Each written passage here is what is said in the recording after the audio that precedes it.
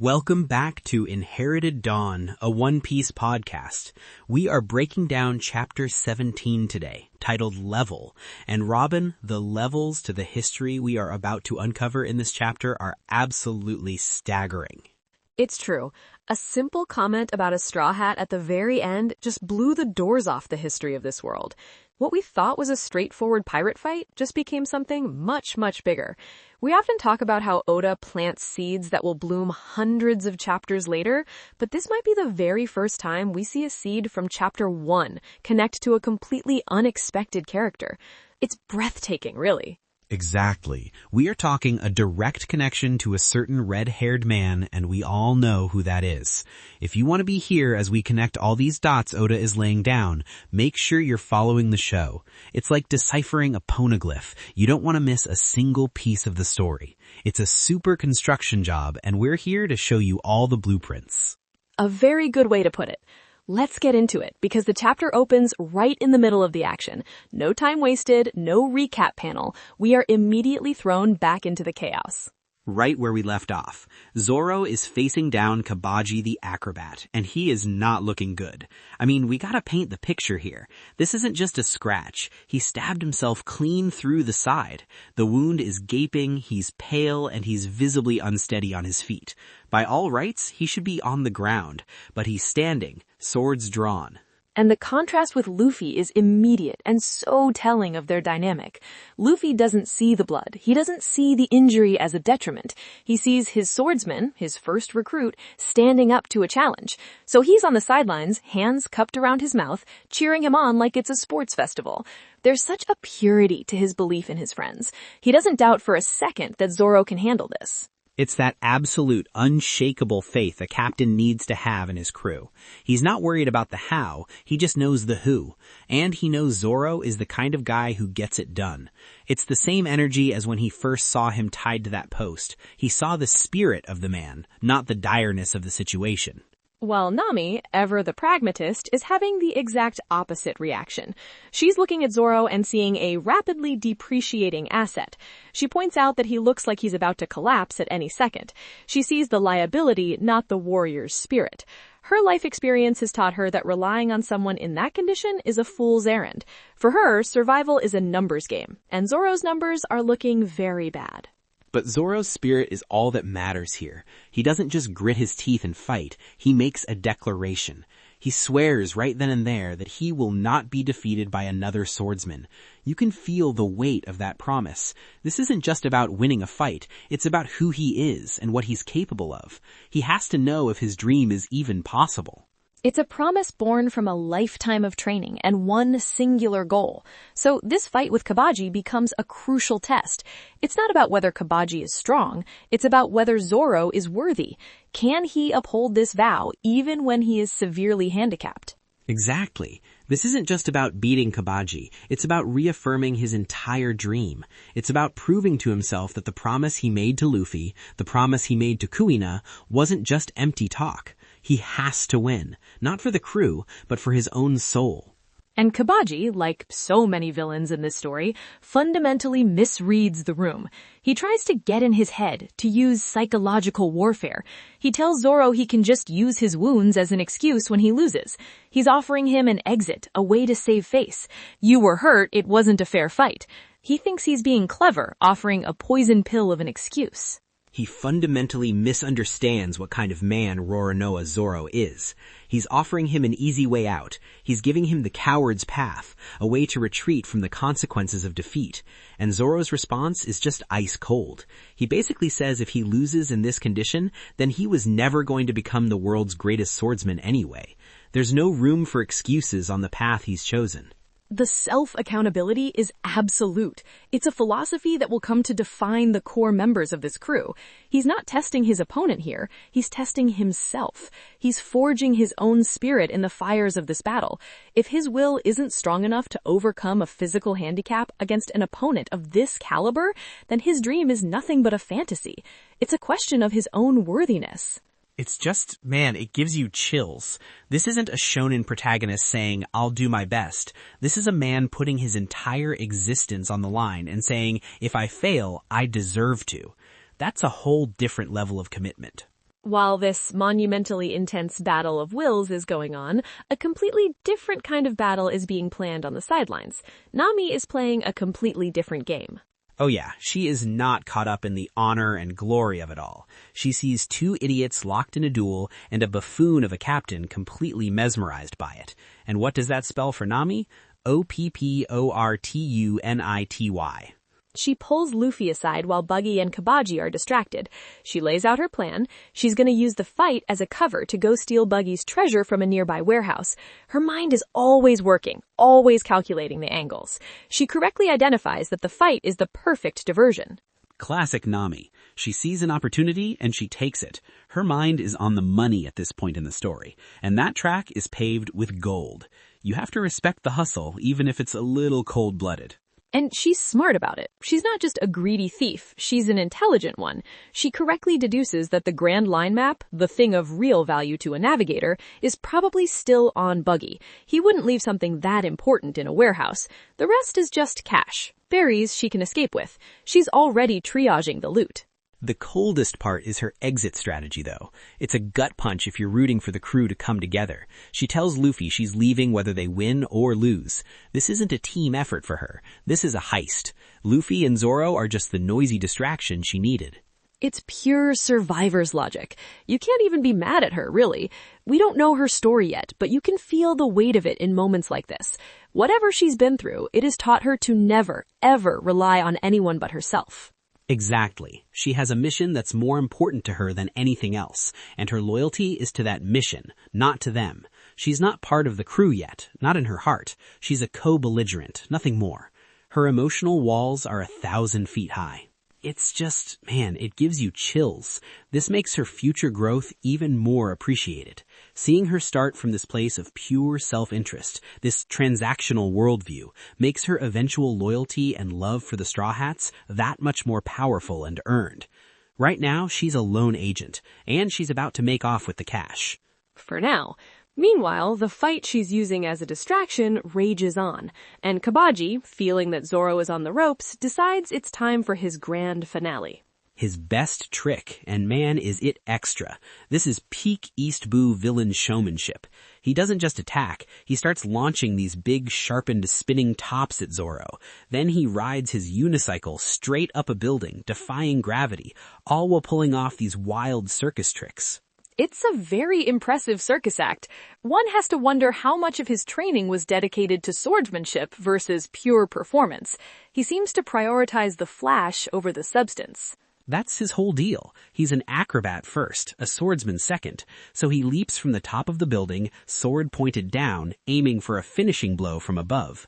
It's all flash, all circus performance, designed to overwhelm and disorient. But it's a distraction that almost works. You can see the toll it's taking on Zoro. He's exhausted, bleeding out, and now he has to deal with projectiles and a man performing acrobatic feats of wall climbing while riding a unicycle. He manages to deflect all the tops with his swords, but the strain is visible. You can see he's at his absolute limit. And that's when Buggy decides to be the worst kind of captain. He sees his subordinate has the upper hand, but he wants to guarantee the victory. He breaks the unwritten rule of the one-on-one duel. He tries to interfere.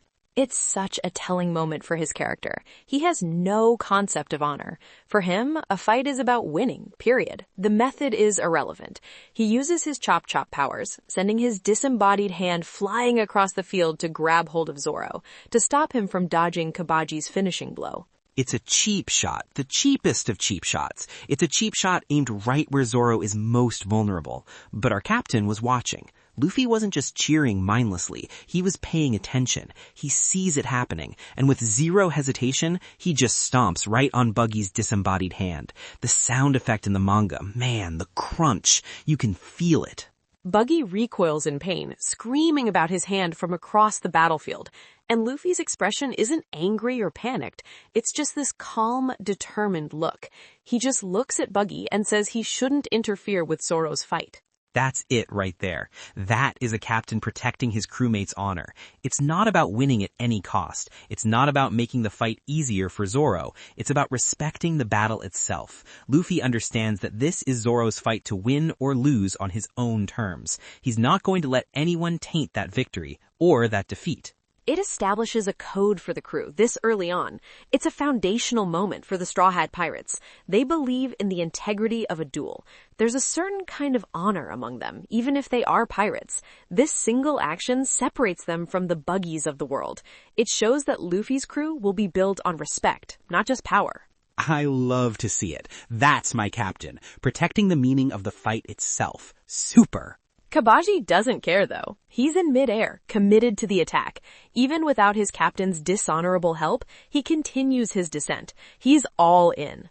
But Zoro, even bleeding, exhausted, and just having been grabbed by a flying hand, still has the reflexes of a master swordsman. He twists his body and dodges. He gets out of the way, but the strain is clearly immense. He just stops, hunched over, panting, and says one thing. I'm tired. And Cabaji, like the fool he is, immediately seizes on it.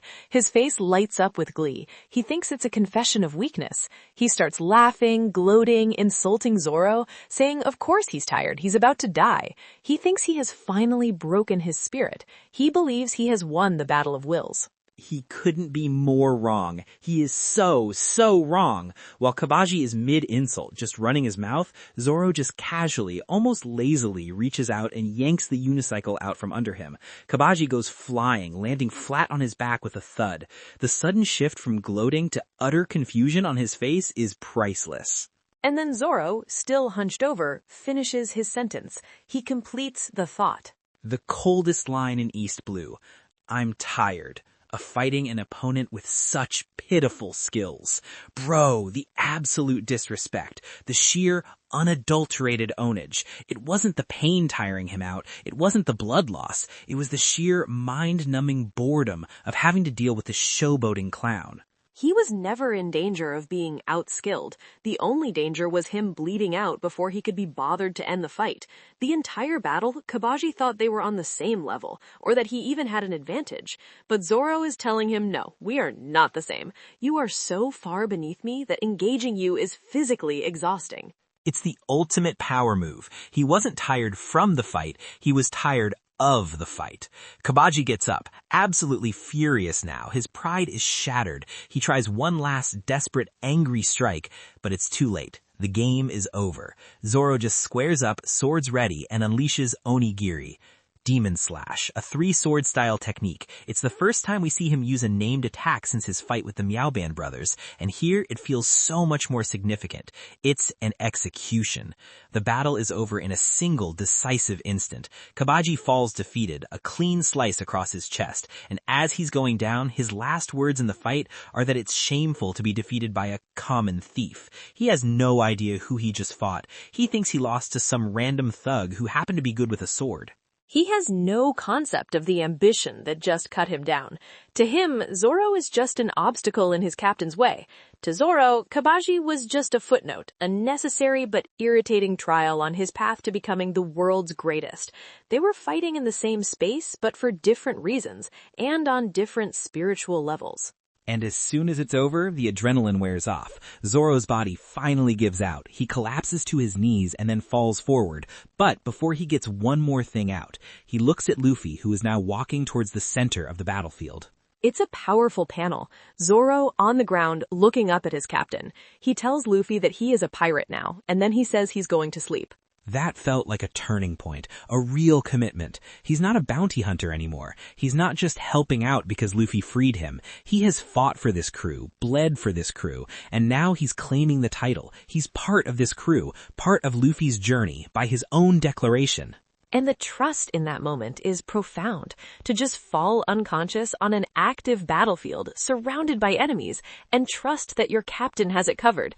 That's a deep bond forming right there. He's entrusting his life to Luffy without a single word of doubt. He did his job, now the rest is up to the captain.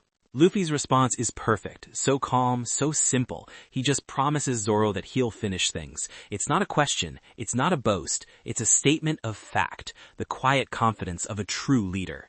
All of this, Zoro's victory, his declaration, Luffy's calm resolve, finally gets through to Buggy. He seems genuinely shocked to learn that Luffy and Zoro are pirates. He's been treating them like a couple of kids messing with him, an annoyance. Now he's realizing they are a legitimate, albeit small, crew. Now he knows. Luffy turns his full attention to him, the real target, the captain, and he demands the map to the Grand Line. The objective is back in focus. Buggy just laughs at him. It's a condescending, mocking laugh. He scoffs at the very idea that a nobody like Luffy could just waltz into the Grand Line as he pleases. He asks him what he even intends to do there, as if the very notion is absurd. Big mistake, Buggy. Huge. You don't ask a man like Monkey D. Luffy what his dream is unless you're prepared for the answer. You just gave him the opening. And Luffy gives the answer that will echo through the entire story, the thesis statement of One Piece. He looks Buggy dead in the eye and declares with no arrogance, just simple fact, that he is going to be the king of the pirates. The look on Buggy's face, he just freezes. That phrase, king of the pirates, it's clearly something deeply personal to him. It's not just a generic title. That phrase clearly hits a nerve, like it dredges up a powerful memory for him. The title isn't just a generic goal for Buggy, it's something personal. It does more than that. It triggers something in him, a dormant ambition perhaps. He stares at Luffy stunned, and then his expression shifts to rage and a strange kind of jealousy. He declares that he will be the Pirate King. So it's not just a fight for a map anymore, it's a fight for a dream. Two completely different pirates, one a complete unknown and the other a veteran of these seas, laying claim to the same ultimate title. This is getting good. It gets even better. They're about to fight, both having made their declarations of intent. But Buggy stops. He freezes again. He's not looking at Luffy's face anymore. He's looking at the straw hat on his head. And he says it, the line that changes everything. He says that hat reminds him of a red-haired man he once knew. And that's the cliffhanger. Think about what that one sentence does. It completely recontextualizes Buggy. He isn't just some random early story villain with a goofy power anymore. He's not just a gag character. Not at all. This clown, this joke of a pirate captain in the weakest sea in the world, has a personal history with red-haired Shanks, the guy who gave Luffy the hat, the guy who stared down a sea king, the guy who is clearly a major figure in the world. This isn't just some random encounter anymore. It means Shanks wasn't just some benevolent pirate passing through a peaceful village. He has a past, a history with other crews, other people who are still out there, and one of them, by some twist of fate, happens to be the man Luffy is fighting right now for a map to the Grand Line. The world of this story just became infinitely more complex. This connects everything. Luffy's dream, the hat that symbolizes it, his promise to Shanks, it's all tied up with this ridiculous-looking clown with the flying body parts. The world of One Piece just got so much bigger and so much more interconnected in a single panel. This isn't a coincidence. This is fate. This is super. Oda is weaving a tapestry, and we're only just beginning to see the individual threads connect to form a larger picture. Buggy is no longer just a villain of the week. He's a living piece of history, a walking, talking link to a past that we and Luffy know nothing about.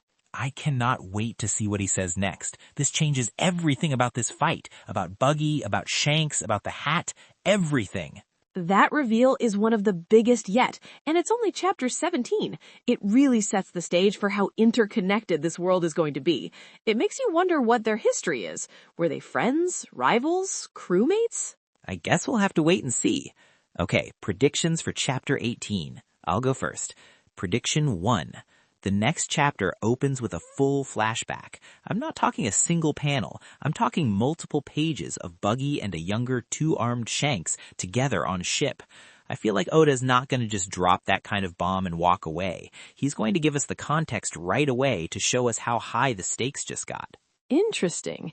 That would certainly be a bold storytelling choice this early on. I'll counter that. My first prediction, the flashback will be incredibly brief, almost frustratingly so. Maybe just a single panel or two of them as kids or young men bickering. Enough to confirm they knew each other intimately, perhaps that they were on the same crew, but I think Oda will save the full story for much, much later. He'll give us a taste, not the whole meal. He is a master of teasing out information over hundreds of chapters. All right, I see that. Playing the long game. Okay, prediction 2 for me. During the fight, Luffy is going to have to get creative to beat Buggy's chop-chop fruit. He's seen that regular punches don't work. I predict we see a brand new gum-gum attack, something specifically designed to counter a guy who can't be punched normally. Maybe like a gum-gum net to catch all his pieces, or a gum-gum balloon to send them flying in all directions. Something wacky that only Luffy would think of. That's a good call, focusing on the mechanics of the fight. My second prediction is that Buggy will reveal a piece of information about Shanks that shocks Luffy. Not the whole story of their past, but one specific concrete detail. Maybe he reveals the name of the ship they were on, or more significantly, the name of their captain. Something that recontextualizes the man Luffy idolizes and makes him even more legendary. It won't be a history lesson, but a single sharp lore drop in the middle of a fight. Ooh, a lore drop in the middle of a fight. I like that. That feels very Oda. Okay, my final prediction. Nami. We left her going to steal the treasure. She's going to find the treasure warehouse. It's going to be filled with gold, and she's going to stuff her bags. But the map won't be in there. She'll realize Buggy really did have it on him the whole time, forcing her to return to the scene of the fight just as it's reaching its climax, making her an active participant again, whether she likes it or not. A classic thief's dilemma. My final prediction is about the town and its people. We've seen Mayor Boodle's courage, trying to stand up to Buggy alone. I predict that inspired by Luffy's declaration and Zoro's incredible sacrifice, the mayor is going to successfully rally the townspeople. They're not going to hide in their homes anymore. They're going to show up, armed with whatever they can find, to help Luffy in his final confrontation with Buggy. It will be the first time we see Luffy's actions directly inspire a whole community to fight for their own freedom. I love that. The will of D inspiring the people. That would be a super way to end the arc. All right, that's all the time we have for today. This was a monster of a chapter, and it feels like the real story is just getting started. It certainly does. The world has opened up. Join us next time as we see what Buggy knows and watch Luffy fight for his dream. Until then, keep sailing.